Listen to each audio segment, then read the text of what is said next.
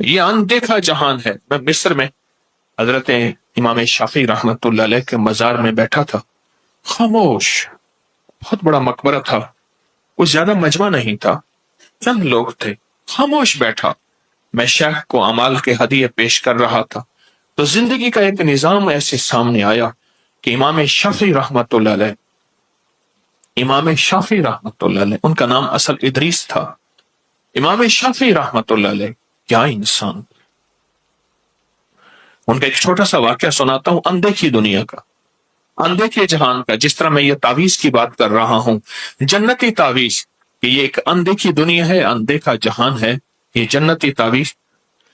میں ان کا ایک چھوٹا سا واقعہ بیان، امام شافعی رحمۃ اللہ علیہ یہ اصل مصر کے نہیں تھے، سفر کرتے زندگی کا ایک سفر گزرا، مصر تشریف لائے۔ جب مصر میں تشریف لائے تو وہاں بڑے بڑے صاحب علم اور بھی تھے، ان کی شہرت ہوئی اور ان کا ایک نظام چلا اور لوگوں میں عزت، عظمت، وقار اور شان و شوکت ہوئی، لوگ حیران تھے یہ کون ہے؟ تو امام احمد بن حنبل رحمۃ اللہ علیہ کے ہاں لوگوں کا ہجوم اور مجمع بڑھنے لگا۔ وقت کے بادشاہ تک یہ خبر پہنچی کہ کوئی درویش آئے ہیں، صاحب علم ہے، اور ان کی طرف لوگوں کا بہت رجوع ہے۔ تو وقت کا بادشاہ بھی بھیس بدل کر آپ کی محفل میں آ کے خاموشی سے بیٹھ گیا۔ آپ نے کیا کیا؟ اللہ نے اس درویش کے دل میں کشف ڈالا، آپ نے خلیفہ وقت کی عزت احترام کرنے کے فضائل بیان کرنا شروع کر دی کہ خلیفہ وقت، بادشاہ وقت کو تذلیل نہ دو، ذلیل نہ کرو، اور اس کے محاسن یعنی اس کی خوبیاں بیان کرو، اس کے خامیوں کو بیان نہ کرو۔ جیسے حدیث میں آتا ہے، مفہوم ہے، بدترین مشغلہ بادشاہوں کو برا بھلا کہنا۔ یہ آپ نے مضمون بیان کرنا شروع کر دیا اور بہت تفصیل سے بیان کرنا شروع کر دیا، اور ساتھ تھوڑی تھوڑی دیر کے بعد یہ کہتے تھے، اگر آج وہ بادشاہ میرے سامنے ہوتا اور بھیس بدل کے بھی آتا تو میں اس کو کہتا، دیکھ، میں یہ فضائل اس لیے بیان نہیں کر رہا کہ تو آیا ہے اور تجھ سے مجھے کوئی غرض ہے، طمع ہے، لالچ ہے، یا تجھ سے کوئی عطا اور عنایت کی توقع ہے، نہیں، بلکہ اس لیے آج اس بادشاہ سے میں کہتا، یہ میرا منصب فرضی ہے، یہ فرض منصبی ہے کہ لوگ تجھے ہمیشہ برا بھلا کہتے ہیں، اور زندگی کا انہوں نے ایک دیکھا ہے، اور یہ دیکھا ہے کہ بادشاہ کے سامنے حق بولو، اور وہ حق کیا ہے؟ پہلے حق کی تحقیق کرو کہ حق ہے بھی صحیح، اور میں بتا رہا ہوں کہ لوگوں، بادشاہ کا احترام کرو، تمہیں میں سے اللہ نے انہیں کو چنا ہے اور انہی کا احترام ہے اور انہی کی عزت ہے۔ یہ مضمون بیان کرتے رہے، آخرکار دعا فرمائی، لوگ جانے لگے، تو آپ سے مصافحہ فرمایا۔ مصافحے کے بعد جب بادشاہ کا وقت آیا تو آپ نے ہاتھ پکڑ کے کہا کہ خلیفۃ المسلمین، آپ ہمارے ساتھ بیٹھ جائیں۔ وہ چپ کر کے بیٹھ گیا۔ تھوڑی دیر کے بعد پوچھا، جب لوگ چلے گئے، آپ نے مجھے کیسے پہچانا؟ فرمایا، جب آپ محفل میں آئے تھے تو آپ کے دائیں بائیں ایک درود پاک کا نور تھا، وہ مجھے نظر آئے۔ دیکھیں، ہر خوشبو کی اپنی خوشبو ہوتی ہے، سندل کی خوشبو ہے، چمبیلی ہے، فواکہ ہے، عود ہے، شمامت العنبر ہے، مشک ہے، خوشبو کہتے ہیں، عام خوشبو ہے، لیکن ہر خوشبو کی تو اپنی خوشبو ہے، ہر عطر کی اپنی خوشبو ہے۔ اسی طرح ہر عمل کی اپنی خوشبو ہے، درود پاک کی اپنی ہے، ذکر کی اپنی ہے، کلمے کی، اخلاص کی، قل ہو اللہ کی۔ آج ہماری سورت قل ہو اللہ کی ہے، جو 10 صورتیں 10 راز آپ منج قل ہو اللہ کو بیان کر رہے ہیں۔ ہر عمل کی اپنی خوشبو ہے۔ فرمایا، آپ کے ارد گرد میں نے خوشبو سنا تھا کہ جو اس وقت کا بادشاہ ہے وہ بہت درود پاک پڑھتا ہے، سنا تھا، اور اس درود پاک کا نور اس کے اندر رگ رگ میں موجود ہے۔ کہا، جب آپ آئے تو فوراً میں نے محسوس کیا کہ اتنا زیادہ نور تو اس بادشاہ کا ہی ہو سکتا ہے، وہ بھیس بدل کے میری محفل میں آیا ہے، تو میں نے چاہا کہ اس مضمون کو آج آپ کے سامنے بیان کروں۔ اس نے کہا، کوئی عطا عنایت؟ فرمایا، ایک عطا عنایت چاہیے۔ کہا، ضرور پورا کروں گا۔ کہا کہ مجھے آخری وقت میں کلمہ دے دو۔ کہا، وہ میرے بس میں نہیں ہے۔ وہ تو میں آپ سے لینے آیا ہوں۔ تو کہا پھر منگتا دوسروں کو کیا دے سکتا ہے؟ وہ تو خود منگتا ہے، مجھے کیا دے گا؟ مجھے تو آخری وقت میں کلمہ چاہیے، اگر یہ عطا عنایت کرنی ہے تو مجھے دے دے۔ یہ کائنات سربستہ رازوں میں ہے، اس کے راز فقیروں اور درویشوں کے ساتھ یہ راز موجود ہیں۔ بعض اوقات ایسا ہوتا ہے کہ ہم اندازہ نہیں کر پاتے، کون فی دنیا غریباً، دنیا میں ایسے چل تجھے کوئی پہچان ہی نہ سکے، کوئی دکاندار کہے کوئی ایماندار کہے، اور اسی طرح زندگی کا سفر طے کر کے چلا جائے۔ یہ جو نقش آپ کے سامنے میں نے اس روحانی محفل میں اتوار کو تھی یہ جو نقش میں نے جنتی نقش، پہلے بھی ہم نے اس کو ابگری میگزین میں چھاپا ہے، 2013 میں چھاپا ہے، پھر چھپا ہے، اس کو تفصیل سے میں چاہتا ہوں آپ کے سامنے بیان کروں۔ بہت طاقتور چیز ہے، بہت کمال چیز ہے۔ ابھی 2-4 دن پہلے میں ایک جگہ اندرون شہر میں افسوس کرنے گیا ایک فوتیدگی پہ۔ جب وقت ملتا ہے ضرور جاتا ہوں، شادیوں خوشیوں پہ نہ جاؤں، لیکن جہاں جاتا ہوں نہ جا سکوں، مجبوری ہوتی ہے۔ تو وہاں چھوٹے سے گھر میں بیٹھا تھا تو ایک صاحب بیٹھے تھے، انہوں نے کہا کہ ان کے پاس ایک دم ہے اور وہ بیماریوں پہ، تکلیفوں پہ یا دم کرتے ہیں تو لوگ ٹھیک ہو جاتے ہیں، درد ہو، کوئی بیماری ہو، کوئی تکلیف ہو تو لوگ ٹھیک ہو جاتے ہیں، اور یہ آج تک کسی کو دیتے نہیں۔ کہنے لگے تقریباً 20 سال ہو گئے ہیں مجھے کسی نے یہ بخشا تھا، یہ عطا کیا تھا، اور میں لوگوں کو دم کرتا ہوں اور لوگ ٹھیک ہو جاتے ہیں، اور کہا کسی کو دیتے نہیں ہیں۔ اور یہ عام ریت روایت ہے، یہ عام نظام ہے کہ کسی کو نہ دیا جائے، عام ریت روایت ہے، مجھے حکم نہیں کسی اور کو دینا۔ اگر جس نے آپ کو دیا ہے اگر وہ کہتا ہے کہ آگے کسی کو نہ دینا تو یہ تو خیر امت کی آخری طبقے تک تو نہیں چلے گی، آخری انسان تک تو یہ خیر نہیں چلے گی، پھر یہ خیر تو یہیں کہ یہیں دفن ہو جائے گی۔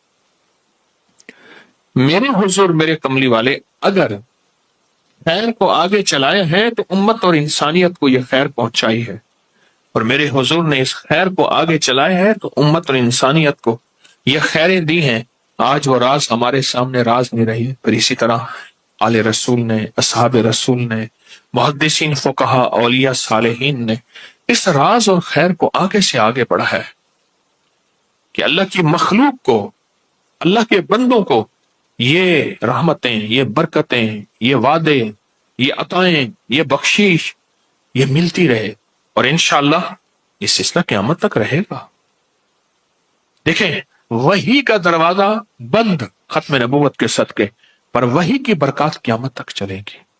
پھر لفظ سنیں، وحی کا دروازہ بند ختم نبوت کے صدقے، پر وحی کی برکات قیامت تک چلے گی، اور قیامت تک وحی کی برکات زندہ اور تابندہ رہیں گی۔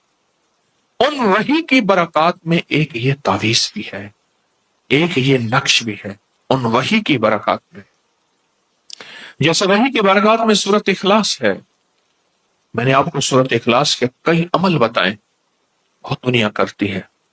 2 تسبیح پڑھ کے حضرت عمر رضی اللہ تعالی عنہ کو، 2 تسبیح پڑھ کے حضرت عمر رضی اللہ تعالی عنہ کو دی جائے۔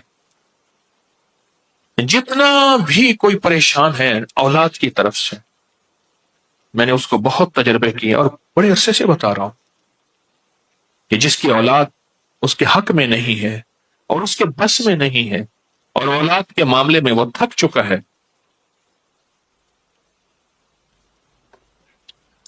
اولاد کے معاملے میں وہ تھک چکا ہے، اور 2 تسبیح پڑھ کے حضور کو ہدیہ کرے اور ان کو عرض کر کے حضور توجہ فرمائے، دعا فرمائے، توجہ فرمائے، دعا فرمائے، ایسا کہنا شرک نہیں ہے، ایسا کہنا گناہ نہیں ہے، دعا فرمائے، توجہ فرمائے۔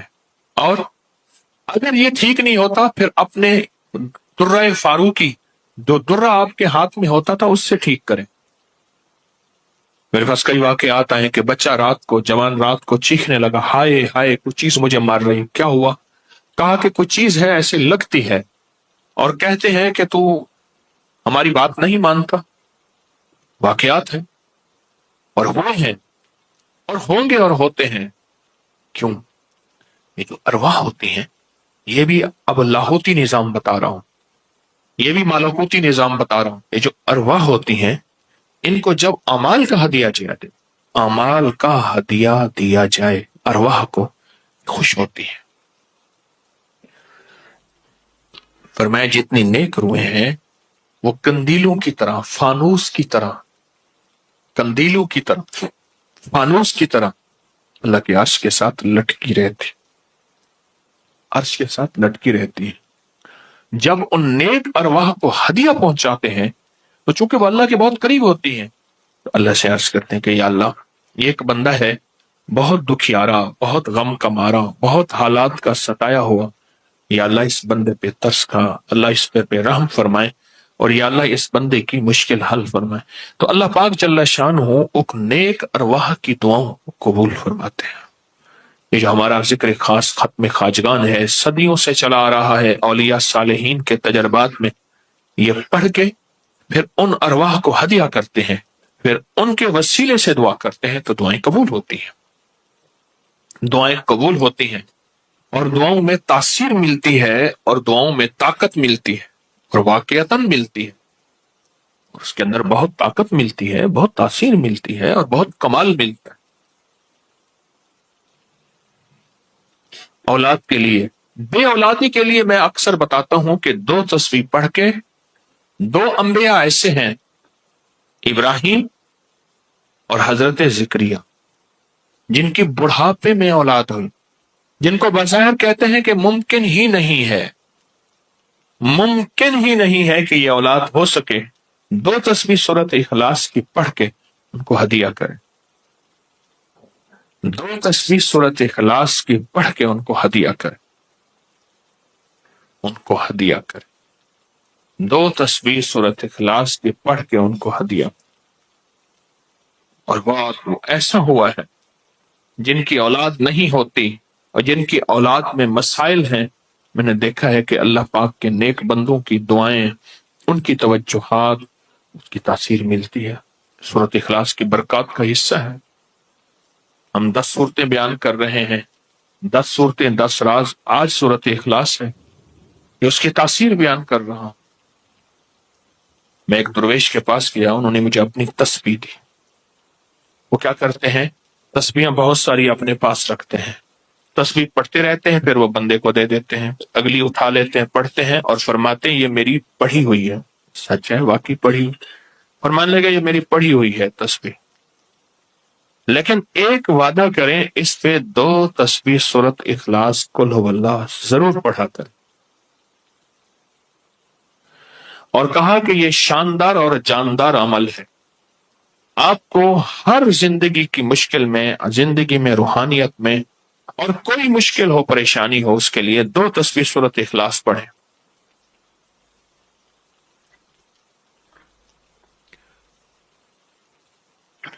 2 تسبیح سورۃ اخلاص پڑھیں. کبھی نہ کبھی اگر چاہتے ہیں کہ کوئی ایسا عمل ہو جو رونگٹے کھڑے کر دینے والا عمل ہو، رونگٹے کھڑے کر دینے والا عمل ہو، رونگٹے کھڑے کر دینے والا عمل ہو، اگر آپ چاہتے ہیں کوئی ایسا عمل ہو، ایک بار سورۃ اخلاص قل هو اللہ پڑھیں، صرف ایک بار، صرف ایک بار سورۃ اخلاص پڑھیں، صرف ایک بار. اور جب پہنچے نا اللہ الصمد قل هو اللہ احد اللہ الصمد. میں یہاں بھونڈ پورا میں کچھ دن رہا، وہاں ایک صاحب میرے پاس آئے، مجھ سے کہنے لگے کہ میرے اوپر کسی نے ایک ایسا کالا جن اور ایسا خطرناک جن مسلط کیا ہے کہ جو میں آنکھوں سے دیکھتا ہوں اور میری بیوی آنکھوں دیکھتی ہے، بچوں کو نظر نہیں آتا، کوئی گھر میں آئے اس کو نظر نہیں آتا، میں آنکھوں میں دیکھتا ہوں. کہنے لگا ایسے دیوار کے اندر چلا جاتا ہے، پھر دیوار سے باہر نکل آتا ہے، چھت کے اندر جاتا ہے اور چھت پھٹتی محسوس ہوتی ہے، ہم ڈر کے بعض اوقات ہٹ جاتے ہیں کہ چھت پھٹی ہے گر نہ جائے، پھر وہ مل جاتی ہے، پھر ایسے چلا جاتا ہے. وہ کالا جن ایسے چلا جاتا ہے، ایسے آ جاتا ہے. کہا کہ اسے کسی نے ہمارے اوپر مسلط کیا، مسلط کیا.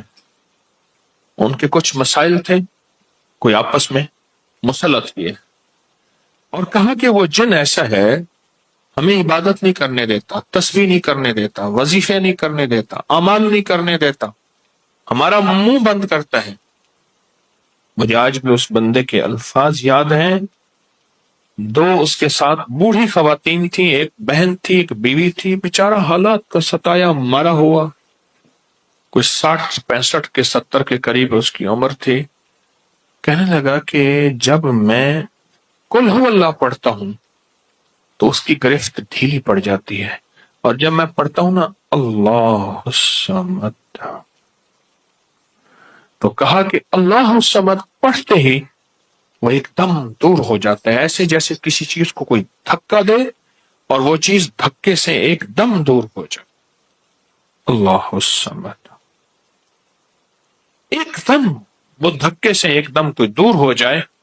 کہا کہ ایسے ہی ہوتا ہے اللہ الصمد. اور کہا کہ بس یہی وظیفہ جو ہے، کہا کہ مجھے مفید ہوا ہے، موافق ہوا ہے یہی وظیفہ. اور کہا کہ بس اب میں صرف یہی وظیفہ پڑھتا ہوں، یہی وظیفہ پڑھتا ہوں. مجھ سے کہنے لگا آپ مجھے کوئی وظیفہ بھی دیں گے نہیں پڑھنے دیں گے، یہی اگر اجازت دے دیں. تو میں نے کہا اس سے بڑھ کے اسم اعظم کون سا ہے، اس سے بڑھ کے پرتاثیر چیز کون سی ہے؟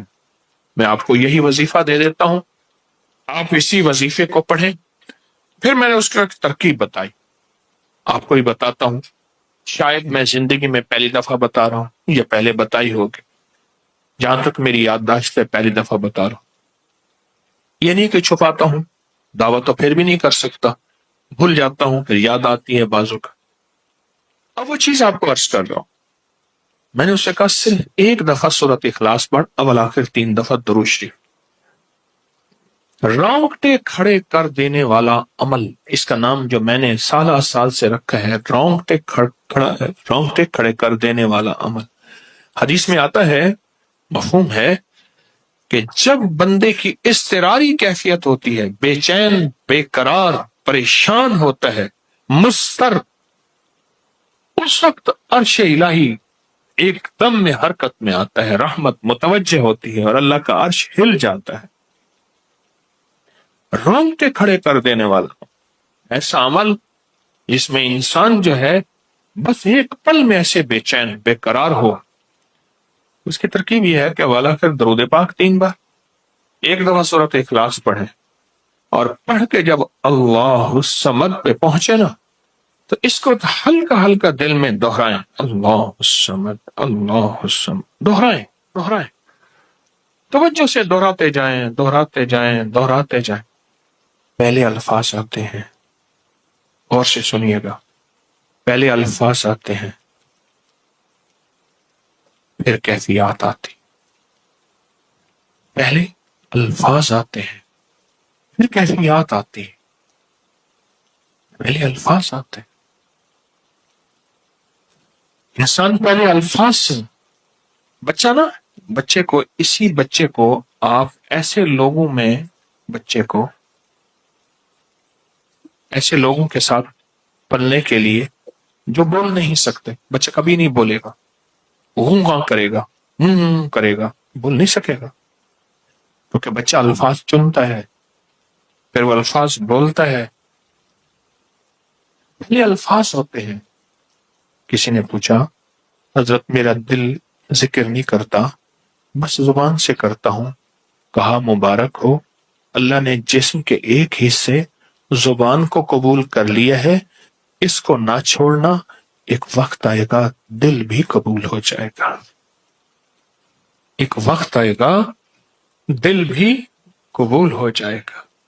اس زبان والے ذکر کو نہ چھوڑنا، وقت آئے گا دل بھی قبول ہو جائے گا. اس کو نہ چھوڑنا، اس کو نہ چھوڑنا. حقیقت کہہ رہا ہوں. میں نے اس سے کہا کہ ایک ایسا کام کر، تنہائی میں بیٹھ، اور تنہائی میں بیٹھ کے نا بس صرف تو ہو، اللہ ہو، بندہ ہو. تنہائی میں بیٹھ، اور تنہائی میں بیٹھ کر آپ نے ذکر کرنا.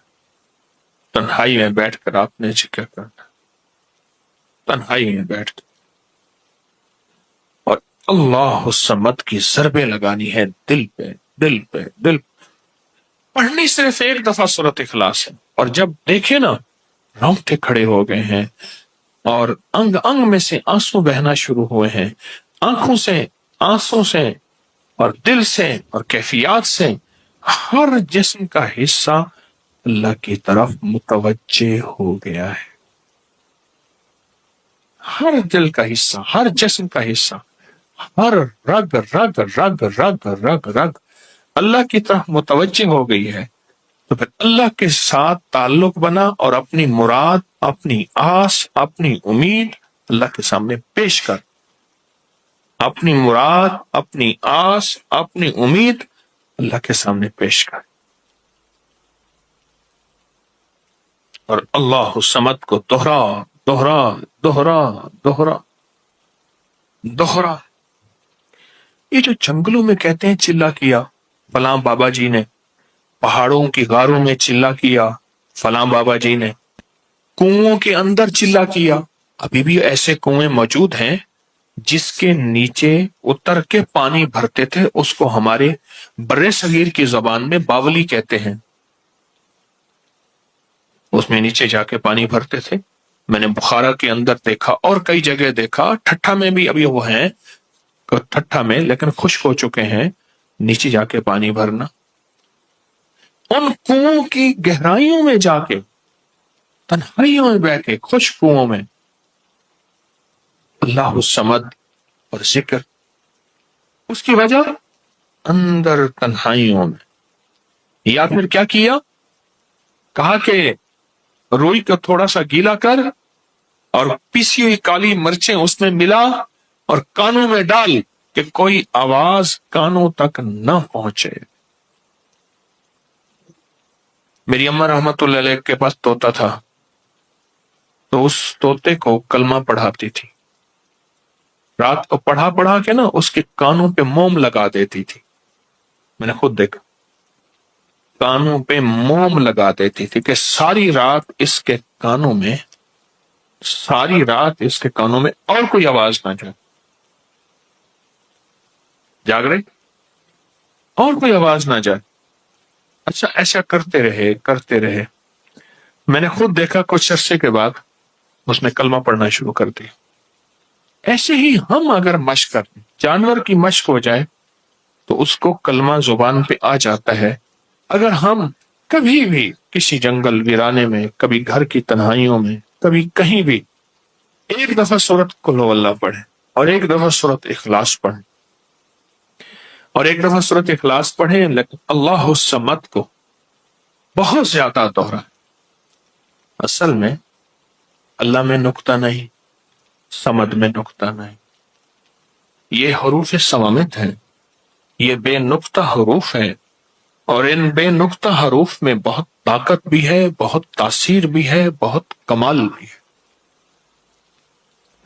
اللہم اغفر لی ولوالدی وللمؤمنین والمؤمنات والمسلمین والمسلمات. اب اس وظیفے کو اٹھائیں، اس میں ذرا چنیں کہ بے نقطہ حروف کتنے ہیں. آپ کو ایک حیرت ہوگی، اور آپ کو حیرت ہوگی کہ اچھا یہ کیا ہے. جو طبیب کامل ہو جاتا ہے نا، یاد رکھیے گا، جو حکیم پختہ کار ہو جاتا ہے، جو ڈاکٹر پختہ ہو جاتا ہے، وہ کسی کا نسخہ دیکھتے ہی نا ایک پل میں دوائیں دیکھتا ہے، اور دوائیں پڑھتا ہے، کہتا بس اس میں تھوڑی سی تبدیلی کر دیں باقی ٹھیک ہے، یا کہتے ہیں نہیں تبدیل نہ کریں یہی ٹھیک ہے. اسے پتا ہے یہ اس جسم کے مطابق، اس بیماری کے مطابق یہ عین صحت ہے، عین تندرستی ہے.